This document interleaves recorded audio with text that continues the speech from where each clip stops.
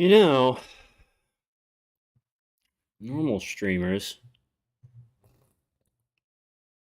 have have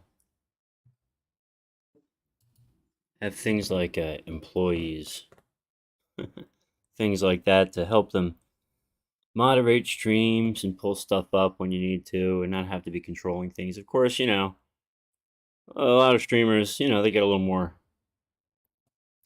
to work with, so to speak, and so they have smoother streams. But hey, we're blue collar over here. We're very low rent here at Orthodox Review. So before we get with the with the opening titles, I gotta let you know we're out here on the porch, and Spooky Cat is somewhere. I don't know where. I've been calling her for like the past 2 hours, and I don't know where she is. So we'll see what happens with that. But anyway, let's yeah, let's do the the opening thing, shall we?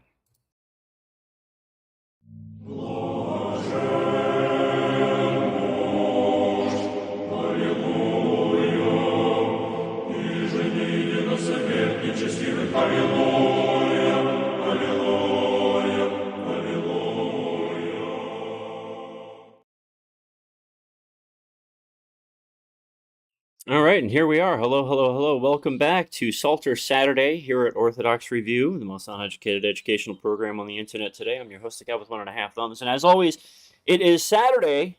It is lunchtime. Hopefully, a lot of you got to go to liturgy today for St. Theodore. If you didn't, well, you're in the camp with me where it just didn't happen. Didn't stop me from praying matins this morning, though. That's neither here nor there. So this week, I've been struggling along with the Cherubim Press Psalter. And initially, when I did the review for this, I was pretty excited about it because it gave us a look from a different perspective on the Psalms. And just a little recap. So this is a fresh translation from a very specific codex used on Mount Athos, and so there are some interesting translation choices. And so when I was getting ready for this today, and I was going back over Psalm 118, which is the psalm we go through on Psalter Saturdays, and looking at some of the translation notes, even in the notes, it was admitted that the Septuagint translates a line this way, but it was chosen to be put in this way because that's how it appears in this particular codex. Okay, I can dig on that. And then, of course, going back through it, noticing that there are some lines that are translated and they're sort of literal, like in that Holy Apostles Convent Psalter. But I tend to cut this one a little bit more slack because it stands as a study in a particular style and translation of the Psalms. So I'm not the hugest fan of this Psalter, I'll be honest with you. And I spoke to someone, I forget who, forgive me. Someone, I think it was in the comments of the initial review video, that said that they actually used this Psalter at their parish, and I thought to myself, "Good golly, that's rough." But good afternoon, Father John, Alexander, weird collar guy. Hello, hello, hello. So either way, we are gonna work our way through Psalm 118 in this. We'll be stopping along the way to discuss maybe a bit here and there, some translation choices that were made, and then we can go into it a little further. I will say once again that one of the groovy things about this Psalter is the explanatory notes, because this is not. I wouldn't recommend this Psalter for parish use. I could see where people would want to use this in their daily prayer rule. It's a bit too uncomfortable for me. Really, I really did struggle. Of course, it's the first week of Great Lent, so of course there's going to be struggle. But anyway, so and yes, I did bookmark the back pages with some of the notes on this psalm. But of course, I mean, there's just a ton of different explanatory notes in this Psalter, and honestly, it's cool. I'm once again going to say, go ahead and buy this Psalter, because just it's a really, really cool look into how translations work. But anyway, so let's get with the good. We're going to go through Psalm 118 as best we can and maybe discuss a few things along the way. If you have a copy of the Cherubim Press Psalter, go ahead. It's on page 190. Feel free to join in with the reading, and maybe y'all can point out in the chat things that maybe I'm not noticing. And you'll see my eyes going to and fro. We are out here on the front porch. I gotta get used to living outside, folks, because right after Pascha is when I gotta be out of here, and I'm gonna get a storage space for my stuff because that I can afford, and luckily I have a tent. So we'll see what happens with the show at that point. But anyway, let us begin. And man, I really wish I had the two cameras going so I could do a top down so you could look at exactly what I'm reading here, because there are some spots that are hyphenated that when you're reading through it triggers the mind into filling in the gaps, which is which is really kind of cool actually, but still makes for a few stumbling blocks when it comes to the language. Anyway, let's get into the 17th Kathisma here, Psalm 118, and we'll work our way through, and we'll be stopping along the way to maybe discuss a bit of what the translation is leaning towards, and maybe what issues we might have or might not have with it. Hopefully, the microphone settings today are good for you. Also, there is going to be latency issues with the video. My computer is just not what it once was, and my internet is also not so great. So my apologies there. Okay, enough babbling out of me. Let's get to the psalm. All right, Psalm 118, hallelujah. Happy, blameless in way, who walk in the law of the Lord.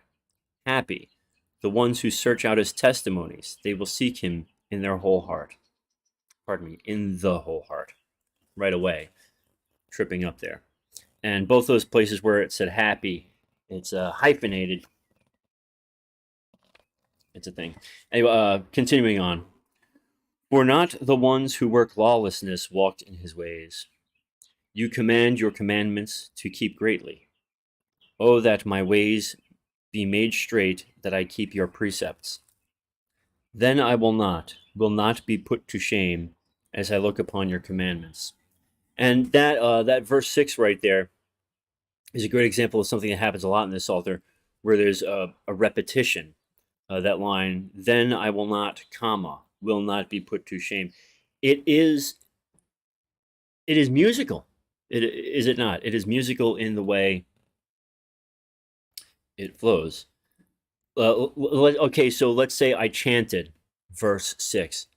Then I will not be put to shame as I look upon your commandments.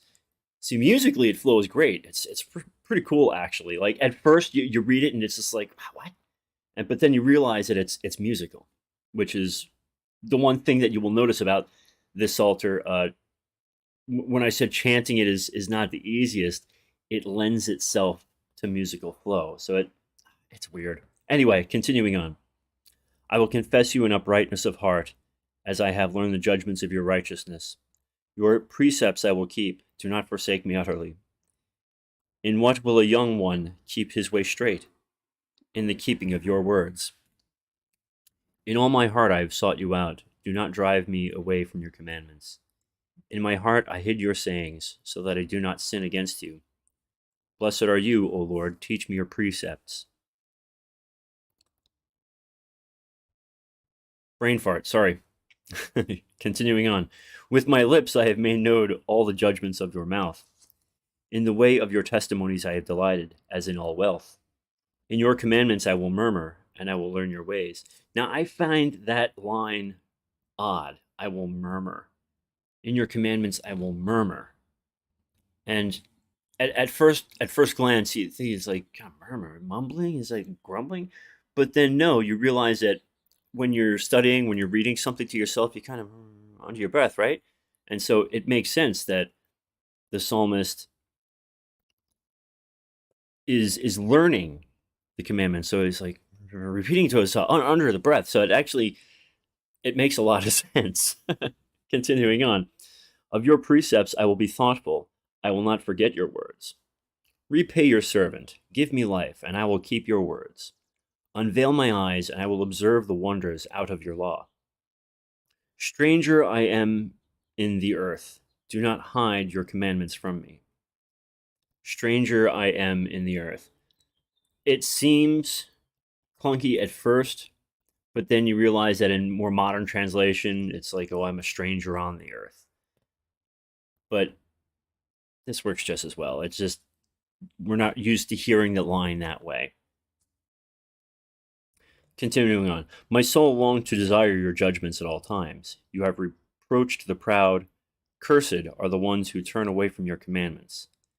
Take away from around me blame and contempt, for I sought out your testimonies. For indeed rulers sat and spoke against me, but your servant murmured in your precepts. And here we have murmured again. You know, someone being judged and constantly just under their breath. It's kind of like the way we try to keep the Jesus prayer, you know, on our minds, and kind of mumble it as we go about our day. So it really makes you think twice about what the Psalms are really saying, and like the imagery the Psalms invoke. So you can see why I'm partial to this translation. For indeed your testimonies in my thoughtfulness, and your precepts my counsels. Now, here I would say this might be not grammatically correct. Testimonies is my thoughtfulness. So maybe would be, for indeed your testimony are in my thoughtfulness. I find that clunky. I'm not a linguist, but we got news on that coming up too. Pretty cool stuff. Anyway, continuing on. My soul cleaved to the ground. Give me life according to your word. I made my ways known, and you heard me. Teach me your precepts. Make me understand the way of your precepts, and I will murmur in your wonders. And again, murmuring. In this sense, it's kind of a amusement, I guess. Anyway, make me understand the way of your precepts, and I will murmur in your wonders. My soul slumbered for despondency. Strengthen me in your words. The way of lawlessness keep away from me. And I have mercy on me with your law. And have mercy on me with your law. Forgive me. I have chosen the way of truth, and I have not forgotten your judgments. I cleaved to your testimonies, Lord. Do not put me to shame. I have run the way of your commandments when you enlarge my heart. Set law to me, Lord, the way of your commandments, and I will seek it out always. Make me understand, and I will search out your law, and I will keep it in all my heart. Guide me in the path of your commandments, for it I willed. And there's another kind of stumbly, and we've spoken before, a lot of people have spoken before about how this can be sort of an uncomfortable translation the first few times. And that's definitely one of those lines. Guide me in the path of your commandments, comma, for it I willed. Seems like there should be like an Oxford comma there, doesn't it? Anyway, continuing. Incline my heart to your testimonies, and not to greediness. Forgive me again. Turn my eyes away from looking at vanity. In your way give me life. Make your saying stand for your servant into your fear. Take away from around me my blaming, of which I have been wary, for your judgments are kind. Behold, I have desired your commandments. In your righteousness give me life. And your mercy come upon me, Lord, your salvation, according to your word. And I will answer a word to the ones who blame me, for I have hoped in your words. And do not take away utterly from within my mouth the word of the truth, for I have hoped in your judgments. And I will keep your law always, to the age and to the age of age. And I have walked in enlargement, for I have sought out your commandments. I'd like to look into that, line 45, a little bit more. I've walked in enlargement, for I have sought out your commands. I'd love to get Father Silvio on the show, honestly. I've spoken to him a few times, and I think I might be able to get him on the show. Anyway, and I have lifted up my hands towards your commandments, and I have loved, and I have murmured in your precepts. Remember your words to your servant, of which you gave me hope. She comforted me in my lowliness, for your saying, give me life. Now, verse 50. And this is actually a note on verse 56, which is coming up, but it also applies to this. Obviously, I really wish I could put the Greek up on screen. This feminine pronoun she has no clear antecedent in Greek. Immediately preceding words are masculine or neuter. Also, the word cannot refer to reality as a whole because for the Greek, like English, prefers the neuter it. Rather, the pronoun is explained by the Hebrew. In Hebrew, the feminine pronoun has an antecedent, the noun law, which is feminine. This is also what convinces me that the sense of the Greek phrase, whatever that is possessive, whence she came to be mine, quote unquote, or she was made to be mine. Moreover, the Greek verb, whatever that is, with a dative commonly denotes possession. See also comments. So, just a little insight into why the word she, the feminine, appears there. Proud ones transgressed utterly, but I have not turned away from your law. I remembered your judgments from of old, Lord, and I was comforted. Despritedness took hold of me because of sinners, the ones who forsake your law. And here we have a great example of something I've been talking with a translator recently who is going to be on the show about the odd use of archaic or just uncommon terminology that the average English speaker probably wouldn't understand. You shouldn't need this is not a bad religion song. You should not need a dictionary to understand the Psalms. Anyway, let's continue. Your precepts were to me a song in the place of my exile. I have remembered your name at night, Lord, and I have kept your law. She came to be mine, for I have sought out your precepts. And okay, that's the line we were talking about in those notes. She came to be mine. It came to be mine. We're talking about knowledge. So that's the feminine there. Thank God for the notes, huh? Continuing on. My portion are you, O Lord. I said that I would keep your law. Again, portion here in line 57. Earlier in the Psalter, in Psalm 15, and this occurred in the in the last Psalter we covered. The original Greek is a piece of measuring rope, pretty much, which I noticed he used earlier in Psalm 15 in this edition, but here it's rendered portion. So just curious as to why he did that.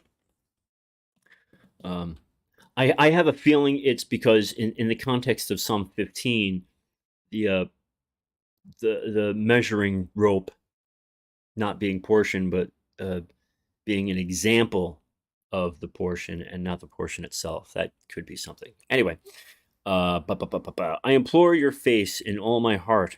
Have mercy on me according to your saying. I implored your face. Face is capitalized, by the way. It's interesting. I pondered your ways, and I turned my feet to your testimonies. I prepared myself, and I was not troubled to keep your commandments. The ropes of sinners twisted around me, and I did not forget your law. At midnight I awakened to confess you. To confess you, I don't know why I said it like that, upon the judgments of your righteousness. I am a partaker of all who fear you, and of all who keep your commandments. Of your mercy, O Lord, the earth is full. Teach me your precepts. You made kindness with your servant, O Lord, according to your word. Teach me kindness and chastisement and knowledge, for I have believed your commandments. Before I was humbled, I was in discord. For this I kept your saying. You, O Lord, are kind, and in your kindness teach me your precepts. The unrighteousness of the proud multiplied upon me, but I search out your commandments in all my heart. Their heart was curdled like milk, but I myself was thoughtful of your law. It is good to me that you humbled me, so that I learn your precepts. Good to me is the law of your mouth, more than thousands of gold and silver. And that's the end of the first stasis there. Hello to everyone just joining us. We are 1/3 of the way through Psalm 118. This is the Cherubim Press Psalter, Father Sylvia Bunta. Lovely, lovely man. Hopefully we can get him on the show to discuss this further. But just looking at some of the idiosyncrasies of the Psalm translation. But anyway, here we go. Second stasis, continuing on. Your hands have made me and have fashioned me. Give me understanding, and I will learn your commandments. The ones who fear you will see me and will be gladdened, for I hoped in your words. I have known, Lord, that your judgments, righteousness, and with truth you humble me. So then let your mercy come to comfort me, according to your saying to your servant. Let your pities come to me, and I will live, for your law is my thoughtfulness. Let proud ones be put to shame, for they were lawless toward me, unrighteously, but I murmured in your commandments. Murmured again. Let the ones who fear you turn me, and the ones who know your testimonies. Now, it would seem to me that in this verse 79 in this translation, let the ones who fear you turn me should be turned to me. But again, we have an example of this particular and peculiar translation from a very specific codex in the Greek. So I'm left. It's one of those lines that I really should underline and bring up to Father when I interview. Anyway, continuing on. Let my heart become blameless in your precepts, so that I am not put to shame. For your salvation, my soul vanishes. I have hoped in your words. For your salvation, my soul vanishes. I have hoped in your words. My soul vanishes. I'm at a loss there. For your saying, my eyes vanished, saying, when will you comfort me? I think there's a note on vanished in there. Is there? Oh, well, there is a note here on let the ones who fear you turn me. He does admit that in the Septuagint is turned to me. So this might have been just a grammatical error in the codex he was using. He admits to that. But I'm still very curious about, where was I? The whole vanish thing. There's no note on that.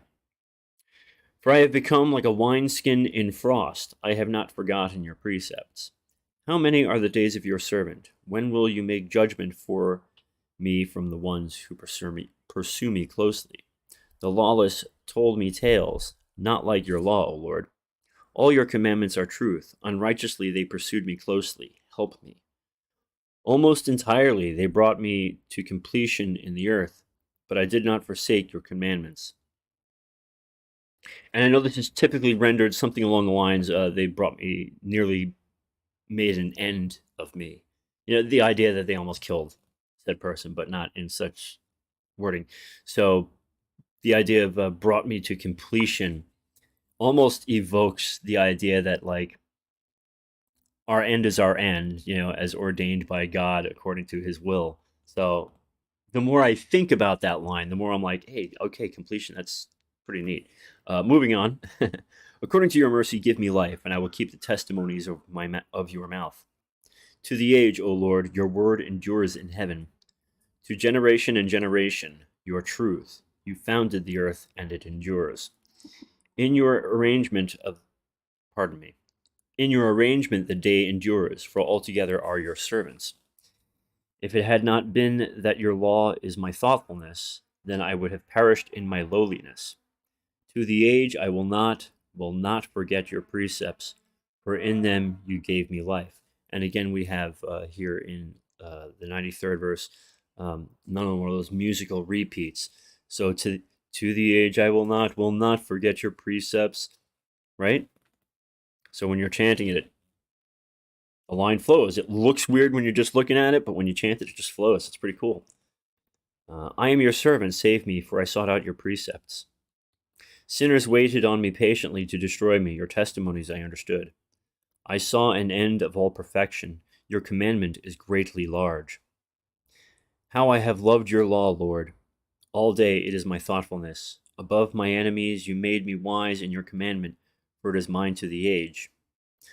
Above the ones who taught me I understood, for your testimonies.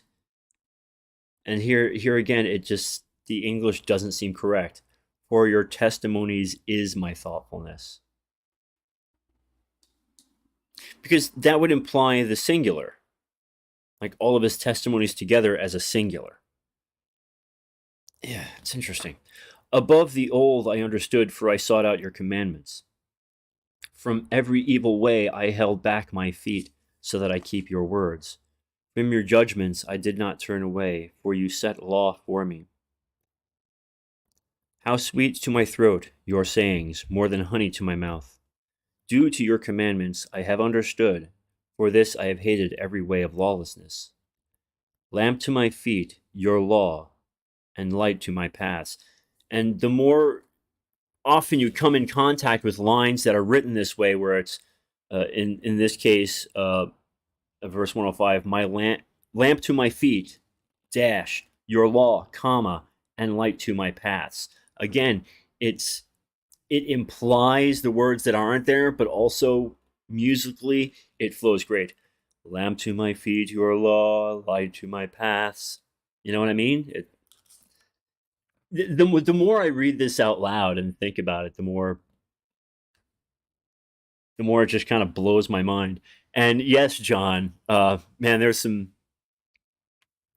weird ones in here. Yeah, we'll get into some more of the notes in a little bit once we get through the psalm.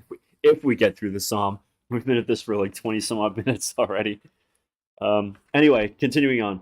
I swore and set to keep the judgments of your righteousness. I have humbled myself utterly, Lord. Give me life according to your word.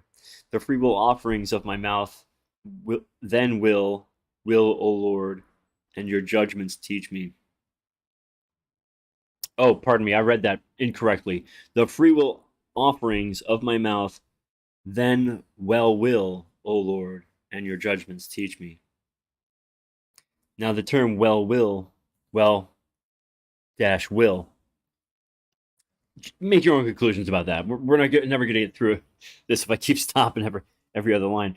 My soul in your hands always, and your law have I not forgotten. There's another one of those dash things. Sinners set a snare for me, and from your commandments I did not stray.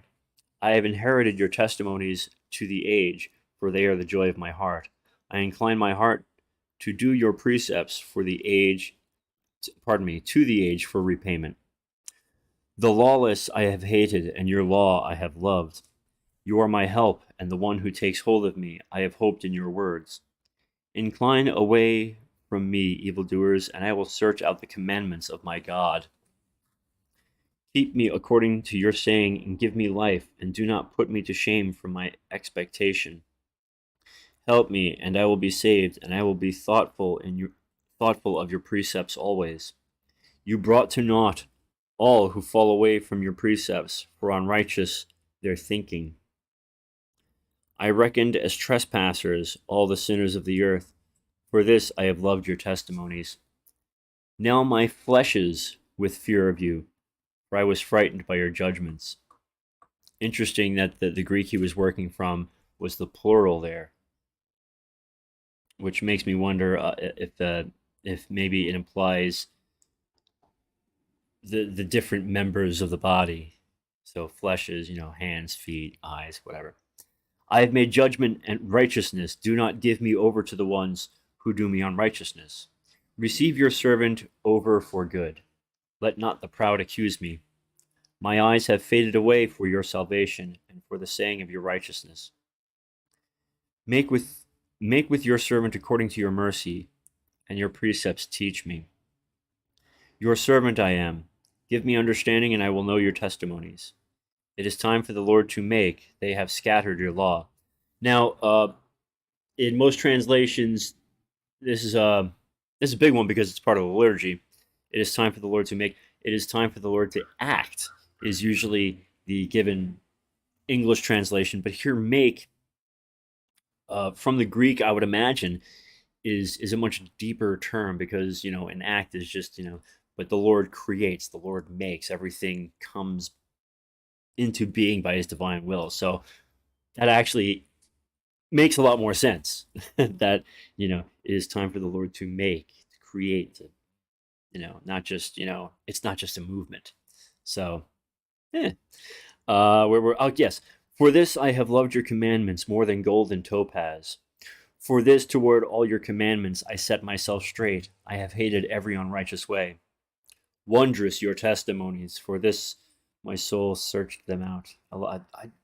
I'm loving this more and more when I see these long hyphens. The appearance of your words will enlighten and will give understanding to children. My mouth I have opened and drawn breath, for I have longed for your commandments. And finally, we're at the third stasis. I swear we're not going to take all day with this. Thank you for your patience. Look upon me and have mercy on me, according to the judgment of the ones who love your name. Make straight my steps according to your saying, and let not any lawlessness lord over me. Redeem me from the accusation of men, and I will keep your commandments.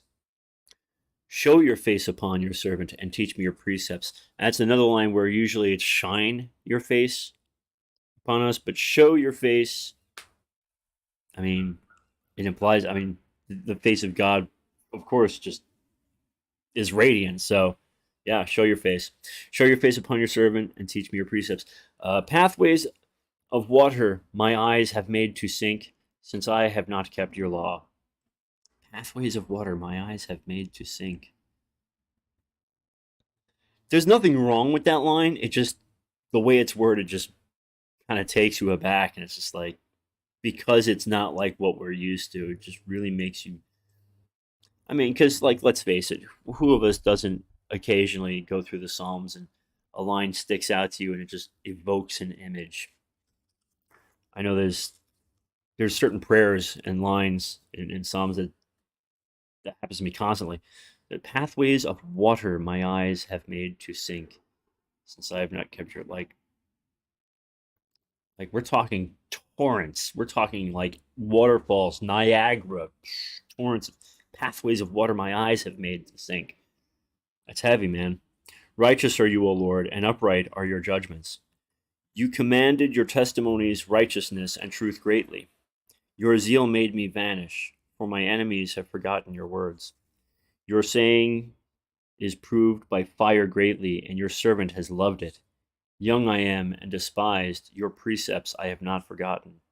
Your righteousness, righteousness to the age, and your law, truth. Affliction and necessity found me, your commandments, my thoughtfulness. Your testimonies, righteousness to get to the age. Give me understanding, and I will live. I have cried out with all my heart. Hear me, O Lord, your precepts will I seek out. I cried out to you, save me, and I will keep your testimonies. I have come before at an untimely hour, and I have cried. I have hoped in your words. My eyes have come before at dawn to be thoughtful of your sayings. Hear my voice, Lord, according to your mercy, according to your judgment, give me life.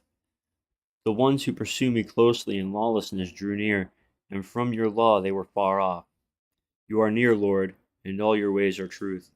Of old I have known from your testimonies, for you have founded them to the age. See my humility and take me away, for your law I have not forgotten. Judge my judgment and redeem me. Through your word give me life. Far away from sinners, salvation, for your precepts they have not sought out. Your pities are many, Lord, according to your judgment give me life. Many are the ones who pursue me away and afflict me. From your testimonies I have not turned away. I looked at the ones who do not understand, and I wasted away, for they have not kept your sayings. See that I have loved your commandments, Lord. In your mercy give me life. The beginning of your words is truth, and to the age all the judgments of your righteousness. Rulers have pursued me closely for nothing, and from your words my heart was afraid. I will rejoice upon your sayings like the one who finds many spoils. Unrighteousness I have hated and I have loathed, for I have loved your law. 7 times a day I have praised you for the judgments of your righteousness. Great peace to the ones who love your law, and there is no trap for them. And there is not a trap for them. I looked to your salvation, Lord, and I have loved your commandments. My soul kept your testimonies and loved them greatly. I kept your commandments and your testimonies, for all my ways are in front of you, O Lord. Let my supplication come near before you, according to your saying, give me understanding. And again, we have the singular here, according to your saying, not sayings. Give me understanding. Saying the word of the Lord is truth, like everything is a singular. That's odd. Let my petition enter before you, Lord, according to your saying, deliver me. My lips pour out hymn, Hymn, My lips pour out hymn when you teach me your precepts. And again, the singular there I find odd. Let my tongue voice your sayings, for all your commandments are righteousness. Let your hand become to save me. And it's become to save me. Let your hand become to save me. For your commandment I have chosen. I'm having a hard time wrapping my head around that one. Anyway, moving along. I long for your salvation, Lord, and your law is my thoughtfulness. My soul will live and praise you, and your judgments will help me. I have gone astray like a lost sheep. Seek your servant, for I have not forgotten your commandments. And that's it. We made it through Psalm 118. Some very interesting translation choices there. Ooh, sun's really starting to beat me down here. It's just about high noon, so it's right about there. Anyway, let's check in with the chat here. I can't believe there's actually people still watching this. Yes, John. No, the Hebrew letters are not included. Verse 136 reminds me of the line from the Cantata by Bach. Let's go back to verse 136 for a moment then. See what you're talking about. Now, mind you, this numbering might not line up with what you have. Oh, you're talking about pathways of water my eyes have made to sink, since I have not kept your law. You know, it's really weird. Even though that line, like, did you see how quickly I was able to rattle that off? Pathways of water my eyes have made to sink, since I have not kept your law. That's the way poetry is supposed to flow. Pathways of water my eyes have made to sink, since I have not kept your law. Pathways of water my eyes have made to sink, since I have not kept your law. I can't wait. Okay, so here's the deal. My buddy Chris McGarvey, the reader, Chris McGarvey, he's currently working on a translation of the Psalms into Tolkien English. So obviously he knows his Greek. He is a bit of a linguist. And so he's agreed to come on the show and discuss a whole bunch of weird translations with me. So we're going to be... Yes, iambic, I think you meant rhythm. But yeah, it's... What a strange Psalter, but still good. Yeah, iambic. Iambic pentameter. Yeah, I still highly recommend if you're into translations, this is definitely a Psalter you're gonna want to grab, because you really experience it when you read it out loud the way I just did. Because I've noticed that, like, you know, even with prayers and stuff, you can read it silently to yourself in your mind, but once your lips are moving and you actually feel the rhythm, it's a different story altogether. And here I was all ready to like poo-poo on it a little bit like I did the last Psalter, but I don't see that one happening. Speaking of Psalters, it was supposed to have been delivered already, but it's coming today. There was a Psalter published last year. Let me pull up the information here. And it's the Psalter that I'll be using for this upcoming weekend that we'll be featuring on the next Psalter Saturday.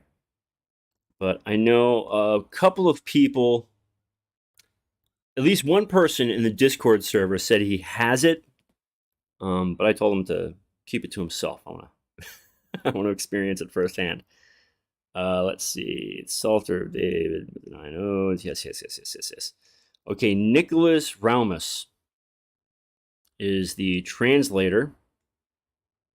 And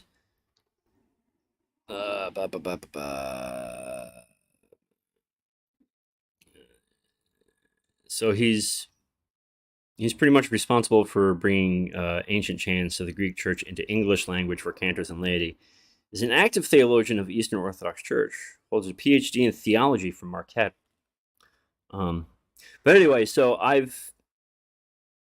the one person on the Discord server that said that he had that Psalter was not this person is not a fan of modern English. because apparently anything that's Christian has to be in English that's 400 years out of date.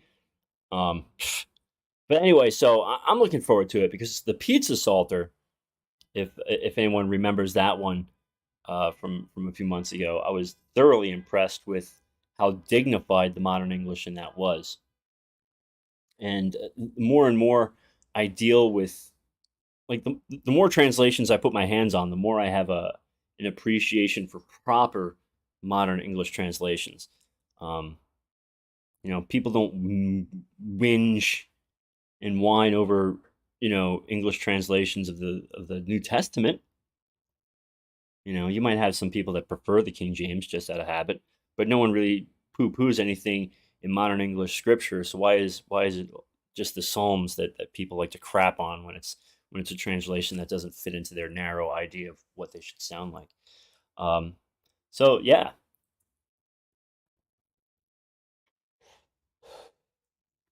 let's see. Did I miss any comments? I don't think so.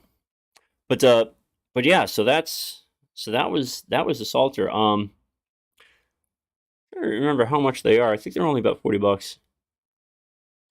John C. chiming in, every translation has good and bad points, which is why I always revert to the Greek and the Slavonic, which are really and truly accurate, masterful, and even inspired. I'll give you that, John, but some of us just don't have it in us to learn another language. Um, some people can, some people can't. I can only speak for myself. I'll be 45 years old this year, and I've been working with keyboards most of my life. I still can't type. You'd think after years and years and years and years and years of doing this, I'd be able to type. Can't type. Can't absorb another language. There are some things that some people just can't do for one reason or another. It's just how it is. But hey, if you can read Greek or Slavonic, more power to you. I will say that one of the greatest woes of the English language is that there are so many translations. That in certain instances there needs to be so many translations. Maybe we can boil them down to a couple, because the thing is, and here's where you really start casting a wide net, is that the way we chant the Psalms informs the way we translate the Psalms. But in that translation, when there are so many variants in specific words, like, is it worth it to just put notes in the back of a Psalter being like, okay, well, this is why we chose this word, because this is the transliteration of it, blah blah blah blah blah, and great for study. But there are a few Psalters on the market now that have been in use for years and years and years and years, that read well, and there's nothing wrong with them, and people shouldn't. And when I say people, I mean jurisdictions shouldn't whine that it's like, oh, we gotta pay licensing rights. Well, yeah, suck it up, because yeah, I mean, I'm sorry, but the Boston Psalter, the Holy Transfiguration Monastery Psalter, it's still the goat. It's still like, and maybe it's because that was the first Psalter I used for like the first 5 years of me being Orthodox, but I still think, as far as English translations go, that's the one, you know. But that being said, yeah. So next week will be that Psalter that I just spoke about. I'm excited, sitting here waiting for the mailman, because I cannot wait to get into it. Um, and honestly, I can't wait to get back into all the other Psalters that I've reviewed over the years, and read through them again, and share them with you again in these streams, and maybe discuss the finer points of each translation. And this is really how I should have been reviewing Psalters all along. But at any rate, we're coming up on the 1 hour mark here, so it's just about time for us to go. Michael chiming in, St. John of Kronstadt said, people do not give themselves some abilities and not others. This is up to God. Up to God. Yeah, it's true. Like, I don't have the ability to keep track of my cat. Um, Anyway, so yeah, check the links below for ways to support the show. After Pascha, I will be moving into the tent, so keep me in your prayers for that. Um, if you have book suggestions, hit us up on Discord or send us an email, and keep on keeping on. If you'd like to discuss this Psalter more, Discord's the place to do it. Always a lively group over in there. You'll find that link below. And yeah, please go pick up a copy of this Psalter and give it a few times over yourself, and let me know what you think, because we can always come back to these and have more discussions. And look out for, I will have that episode with the reader Christopher, going over some of the finer points of the Greek and some earlier translations. I am going to be on the Theoria podcast with Ben Cabe tomorrow. We're going to be doing the interview. I don't know when that episode will air, but I'll probably have a companion piece on this channel. So be on the lookout for that. And that's pretty much it for the day. Time to go get some lunch and maybe another cup of coffee. And on behalf of the wandering spooky cat, Lord knows where she is, and myself, thank you again for tuning in, hanging out, and talking with us. And don't forget that in this blessed season of Lent, to go to church, say your prayers, and remember God. God bless you all. Thank you again, and we will see you next time